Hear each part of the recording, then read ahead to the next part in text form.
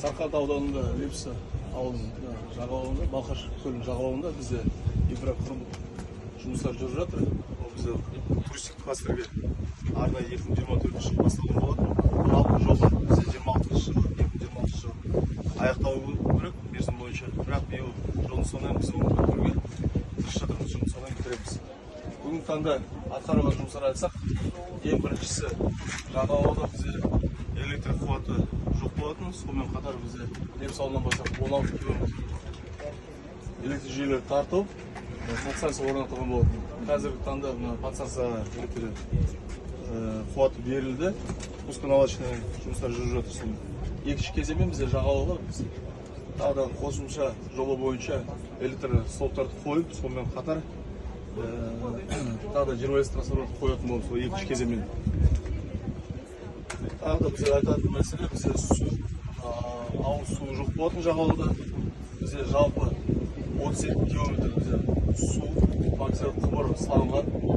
Лепсі өзенінен бастап жағалауына 16 километр, жағалауының өзі 16 километр магистралды су құбыры бәрі салынған. Бүгінге 60% жұмыстарына очистный сооружениеміз бар, өзеннен алатын тазалық жұмыстар жүріп жатыр. Осы сауытқа суды береміз, келесі шілде айының басында беретін боламыз. Тағы да үшіншісі бізде кәріз құбыры 16 километр бізде жағалау бойынша жұмыстар жүргізіліп, магистраль трубасы 100% салынған болатын. Ара бізде екінші кезеңмен бізде кост қалдыр, канализация, очистное сооружение.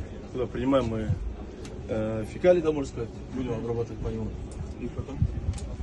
Сонда мына жағалауда вообще инфраструктура болмаған ба? Ауыл ештеңе болмаған да? Жоқ, таза ауылдар болды ғой. Таза жер болған ба? Жағалауының өзінде ауыл жоқ, өзінің бұрыннан бері келатқан база отдыха деп айтамыз ғой.